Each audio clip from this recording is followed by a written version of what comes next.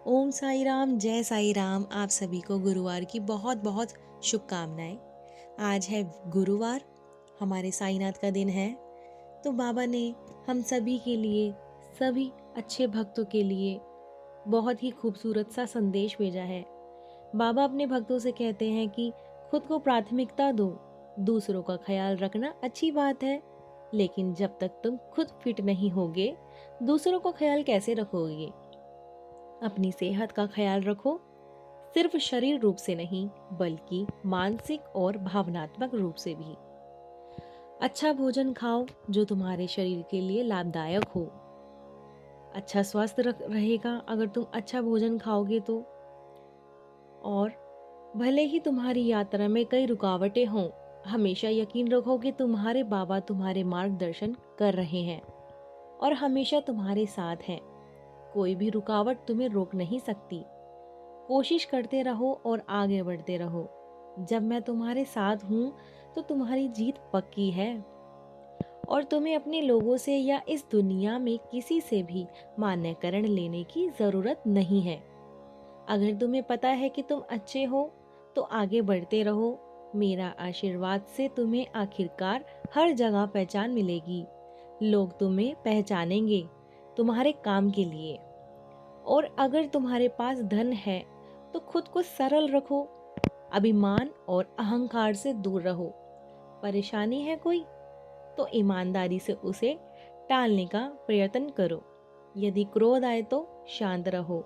अपने ऊपर नियंत्रण रखना बहुत ही महत्वपूर्ण है और अपने शब्दों का अच्छे तरीके से उच्चारण करो। अगर तुम किसी से वार्तालाप करते हो और यदि सामने वाला तुम्हें कुछ क्रोधित होने के लिए सपोर्ट कर रहा है या फिर तुम्हें गुस्सा दिला रहा है, तो तुम उस बात को इग्नोर करके आगे बढ़ो और अपने शब्दों को कभी भी गलत तरीके से सामने वाले को मत बोलो। और तुम्हें दूसरों की गलतियों से भी सीखना चाहिए ताकि तुम अपने मुश्किल समय में ज़्यादा समझदारी भरे फैसले ले सको। तुम्हारा इंतज़ार खत्म हुआ। मुझ पर भरोसा करो, बदलाव आ रहा है तुम्हारे जीवन में। हमेशा मुस्कुराते रहो और बुरे समय थोड़े दिन के लिए ही रहता है। बुरा समय समय जब आता है ज़िंदगी में तो हमें ऐसा लगता है कि बुरा समय काफ़ी लंबा हो रहा है। लेकिन मेरे बच्चे, बुरे समय को अगर तुम श्रद्धा और सबूरी के तरह ही उसका सामना करोगे तो तुम्हारे लिए दुख चुटकियों में गायब हो जाएगा। और तुमने किसी का बुरा नहीं सोचा है तो आज तक, इसलिए तुम्हारी तरफ कोई भी बुरी भावनाओं को भेजना चाहेगा तब भी वो सफल नहीं होगा। और मेरा आशीर्वाद तो तुम्हारे साथ है ही। तुम्हारे आसपास किसी को मदद की ज़रूरत हो तो ज़रूरत अपनी क्षमता के हिसाब से उनकी मदद करना। पशु पक्षियों को भी अन्नदान करना ज़रूरी है, इसलिए उनको अन्नदान करो, क्योंकि उनको भी भूख लगती है जिस प्रकार मनुष्य को भूख लगती है। जब दुनिया जब तुम किसी का सहारा बनोगी तो मैं तुम्हें सहारा बना दूंगा। जब कभी तुम्हारे किसी भी रिश्ते में कोई फूंक डालने की कोशिश करे तो तुम ऐसा होने होने नहीं दो। तुम्हें मैंने अपने रिश्ते दिए हैं वो अमूल्य हैं। एक दूसरे के पूरक बनो। एक गलती करे तो दूसरा उसे संभाल ले। ऐसा करने से रिश्ते पनपते हैं। और आग का मतलब है शुद्धिकरण। तो अगर तुम जिंदगी की मुश्किलों में जल रहे हो तो इसका मतलब है कि तुम शुद्ध हो रहे हो।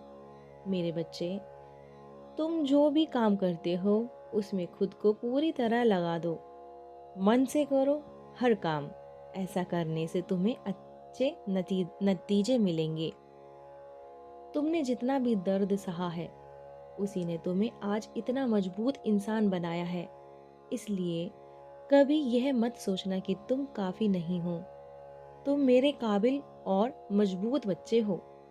जब मेरा बच्चा दूसरों के दर्द को महसूस करता है और उसके लिए प्रार्थना करता है, तब वो अपने आध्यात्मिक प्रवास में सफल हो रहा होता है, मेरे करीब आ रहा होता है। इसलिए दूसरों की बुरे समय में मदद अवश्य करना। भले ही तुम उसके अच्छे समय में उसके साथ ना हो, लेकिन उसके बुरे समय में ज़रूर उसके साथ रहो। और एक चीज़ मैं तुम्हें और समझाता हूँ, अगर तुम किसी के साथ उसके साथ रिश्ता निभा रहे हो, उस रिश्ते के लिए तुमने काफ़ी प्रॉमिसेस किए, तो उसको आगे चल के निभाओ।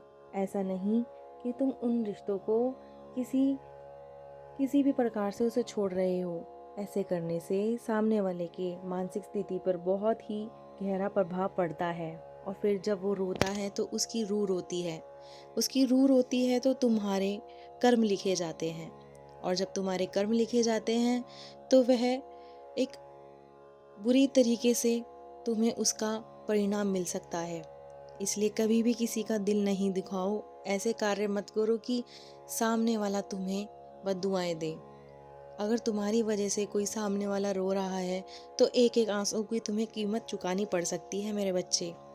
इसलिए कभी भी किसी का दिल नहीं दुखाओ और सबके साथ अच्छे से रहो। यदि तुम्हारे आसपास कोई ऐसा व्यक्ति है जो तुम्हारा मन दुखा रहा है, या फिर वो किसी और का मन दुखा रहा है, तो उसे समझाने का प्रयास करो।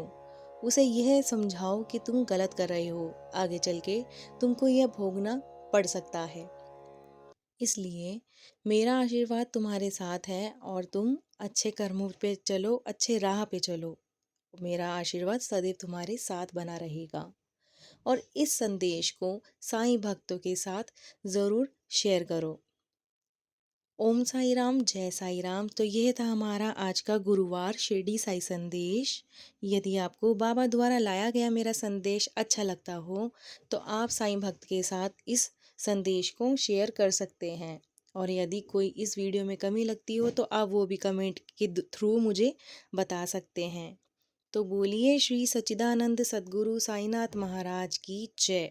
आज का दिन आप सभी के लिए बहुत ही शुभ रहे। बाबा के श्री चरणों में मैं आप सभी के लिए यही प्रार्थना करती हूँ। आप स्वस्थ रहें और आपके परिवार पर और आपके ऊपर बाबा का आशीर्वाद सदैव बना रहे। ओम साई राम, जय साई राम।